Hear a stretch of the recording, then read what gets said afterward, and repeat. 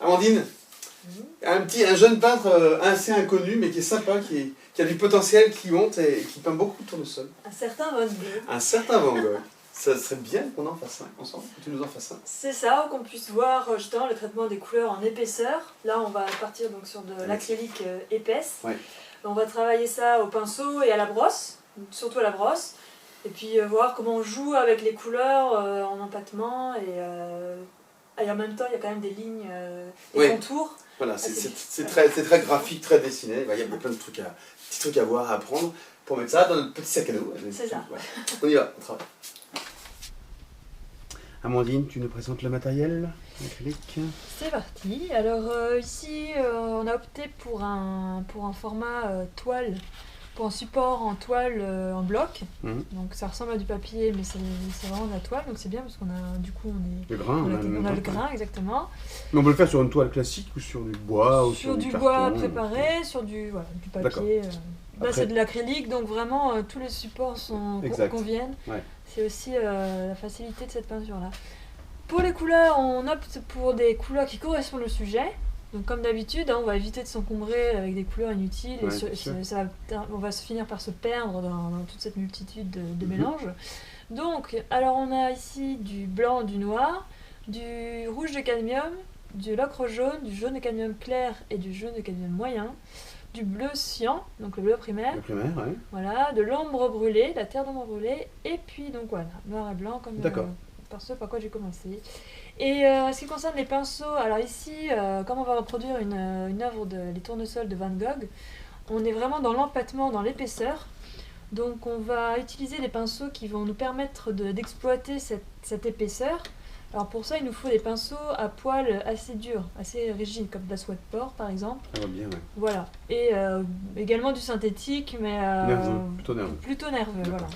Donc là, on a pris des brosses plates, donc, et puis des petites brosses rondes pour pouvoir justement faire les petits détails. Super. Et de l'eau. Donc un gobelet d'eau, forcément, et puis on va pouvoir y aller. Et, comme d'habitude, on commence d'abord par le fond. Comme ça, on revient avec les détails par-dessus. Alors c'est parti.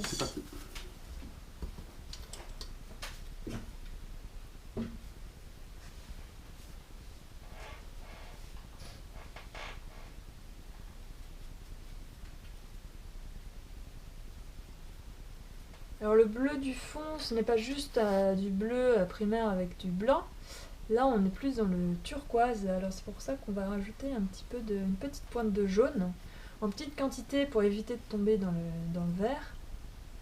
Mais justement, le turquoise est entre les deux, c'est entre le bleu et le vert, donc c'est vraiment, voilà, arriver à nuancer.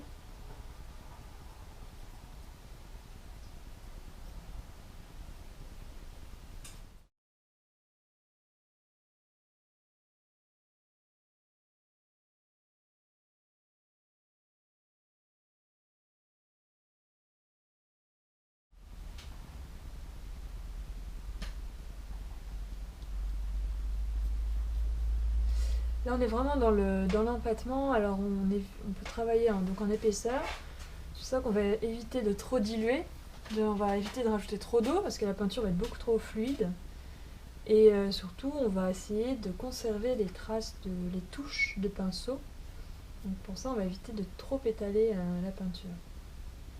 Donc, si on veut encore plus la rendre encore plus épaisse, on peut utiliser des médiums gel épaississants,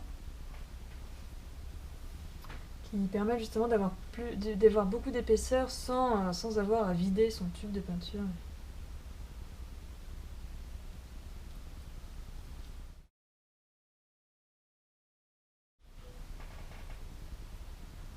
Voilà, donc là le dessin avait été tracé au crayon, il avait été tracé dans le respect du modèle d'origine. Forcément là, par exemple le fond va être appliqué sur certaines pétales et sur certains contours plutôt fins et certaines formes étroites, donc ce qui fait qu'on va passer par-dessus et voilà, on reviendra par-dessus avec la couleur adéquate. Ça va être une superposition de couleurs parce que ça va être difficile de contourner.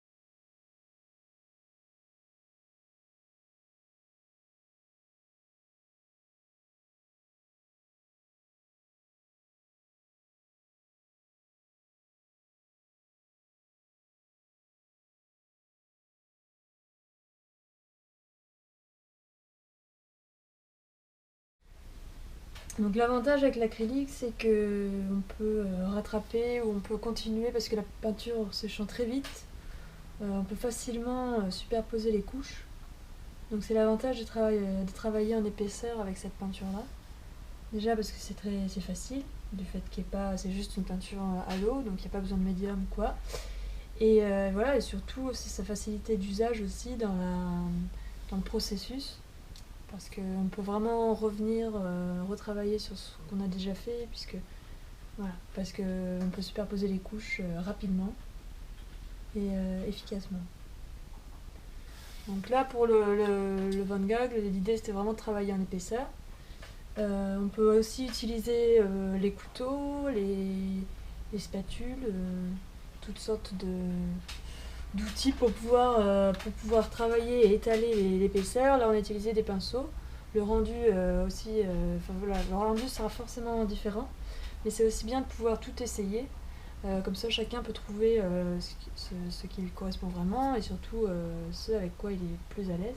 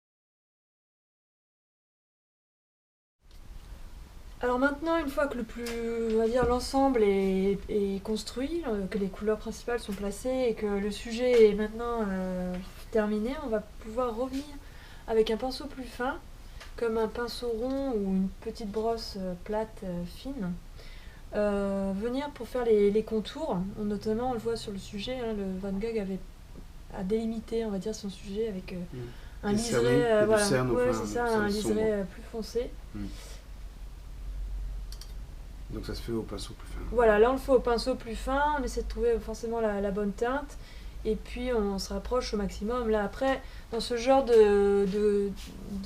d'inspiration, c'est quand on copie une peinture, notamment de ce genre-là, notamment les impressionnistes et autres, c'est parce que on copie plus l'esprit, l'ambiance que la touche près, parce que on est vraiment dans la spontanéité, donc voilà, on essaie plus de retrouver l'ambiance du tableau qu'une copie vraiment fidèle dans le sens à la touche près.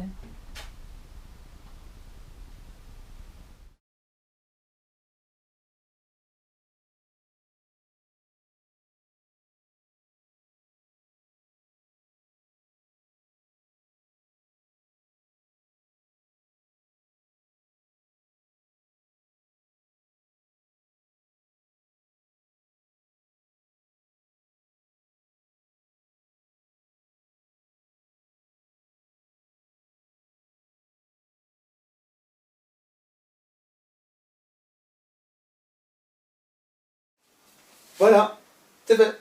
Donc là, on peut voir que du coup, on n'est pas surtout dans la partie, comme je disais, dans les tableaux plus modernes, on est plus dans la spontanéité du travail, donc on n'est pas exactement dans la touche près. C'est pas une copie fidèle, voilà. C'est très difficile de copier fidèlement des peintures des impressionnistes jusqu'à aujourd'hui, d'ailleurs, enfin tout ce qui est abstrait.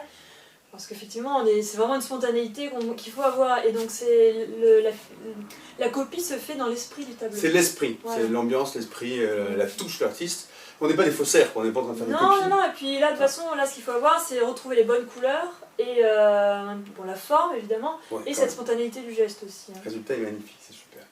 Vous téléchargez tout ça, vous suivez les conseils d'Amandine, et maintenant c'est à vous, allez-y.